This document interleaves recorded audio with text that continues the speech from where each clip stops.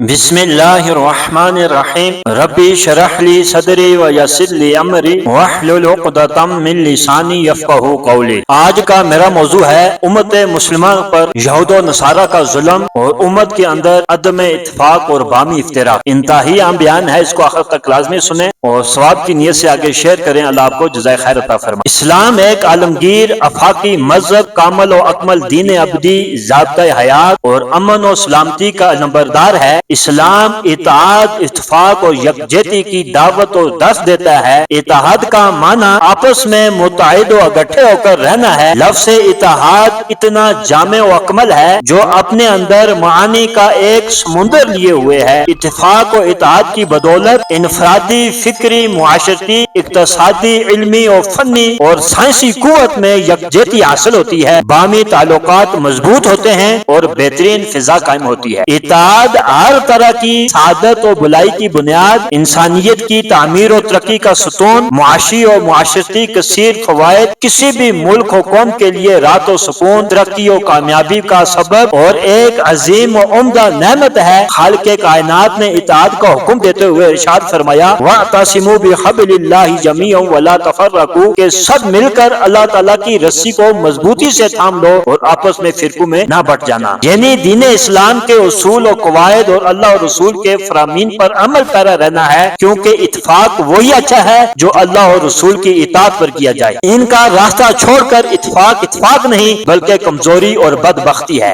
آج مسلمانوں کی نا اتفاقی اور باہمی افتراق بھی ایک بہت بڑا چیلنج ہے، جس کے سبب عالم کفر ہر سمت سے مسلمانوں کی تباہی اور بربادی کے درپے ہے، جس کی نشاندہی حدیث مبارکہ میں کی گئی ہے۔ حضرت سیدنا ثوبان رضی اللہ تعالی عنہ سے روایت ہے، رسول اکرم صلی اللہ علیہ وسلم نے ارشاد فرمایا کہ ان قریب دیگر اقوام تم پر یوں ٹوٹ پڑیں گی جیسے بھوکا کھانے سے بھرے پیالے پر ٹوٹتا ہے۔ کسی نے عرض کی کہ کیا ایسا ہماری قلت کے باعث ہوگا؟ فرمایا بل انتم یومئذ کثیر ولکنکم غصاء کغصاء السیل ولا ینزعن اللہ من صدور عدوکم المہابۃ منکم ولا یقذفن اللہ فی قلوبکم الوہن، کہ بلکہ ان دنوں تم اکثریت میں ہوگے لیکن ایسے بیکار ہوگے کہ جیسے سیلاب کا لیا ہوا کوڑا اللہ تعالیٰ تمہارے دشمنوں کے دلوں سے تمہارا رعب نکال دے گا اور تمہارے دلوں میں بزدلی ڈال دے گا۔ تو سائل گزار ہوا کہ یا رسول اللہ بزدلی کیا ہے؟ فرمایا حب الدنیا و کراہیت الموت، کہ دنیا کی محبت اور موت کو ناپسند کرنا ہے۔ لہذا ضروری ہے کہ تمام مسلمان اپنے باہمی اختلافات بھلا کر اتفاق و اتحاد کی لڑی میں جڑ جائیں اور کفار کے اعلی کار بن کر کہیں بھی مسلمانوں کے خلاف کسی بھی قسم کی کارروائی میں شریک نہ ہو،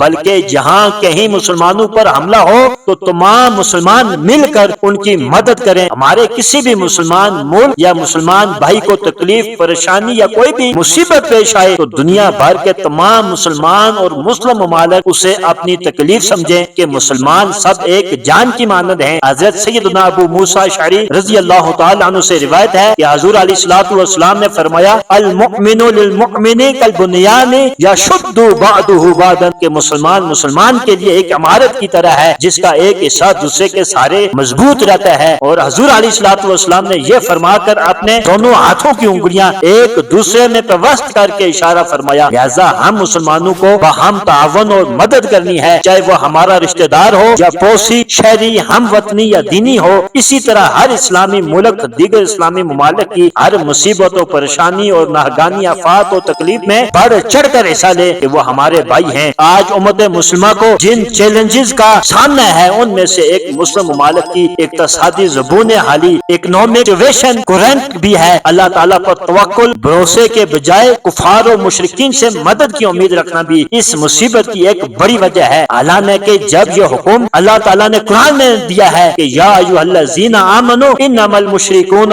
نجس فلا یقربوا المساجد الحرام بعد عامہم ھذا، ہے ایمان والو مشرک نیرے ناپاک ہیں، نجس ہیں، تو اس سال کے بعد وہ مسجد حرام کے پاس نہ آ پائیں، نہ حج کے لیے آئیں نہ عمرے کے لیے آئیں۔ اور اس سال سے مراد 9 ہجری ہے۔ اور مشرکین کے منع کرنے کے معنی یہ ہیں کہ مسلمان ان کو روکیں، تو اس پر کچھ لوگوں کو یہ گمان ہوا کہ مشرکین کو حج سے روک دینے سے تجارتوں کو نقصان پہنچے گا اور اہل مکہ کو مالی تنگی پیش آئے گی۔ تب انہیں بتایا گیا وَإِنْ خِفْتُمْ عَيْلَةً فَسَوْفَ يُغْنِيكُمُ اللَّهُ مِنْ فَضْلِهِ إِنْ شَاءَ اللَّهُ، کہ اگر تمہیں مختار محتاجی کا ڈر ہے، ان قریب اگر اللہ تعالیٰ چاہے تو اپنے فضل سے تمہیں دولت مند کر دے گا۔ اور حضرت سیدنا اکرمہ رضی اللہ تعالیٰ عنہ فرماتے ہیں کہ ایسا ہی ہوا، اللہ تعالیٰ نے مسلمانوں کو غنی کر دیا، بارشیں خوب ہوئی اور پیداوار بھی کثرت سے ہوئی۔ اور حضرت مقاتل علیہ رحمہ نے فرمایا کہ خطہ یمن کے لوگ مسلمان ہوئے اور انہوں نے اہل مکہ پر اپنی کثیر دولتیں خرچ کی۔ اگر چاہے فرمانے میں یہ تعلیم ہے کہ بندے کو چاہیے کہ طلب خیر، دفع آفات کے لیے ہمیشہ اللہ کی طرف متوجہ رہے اور تمام امور کو اسی پروردگار کی مشیت سے متعلق جانے۔ اللہ تعالیٰ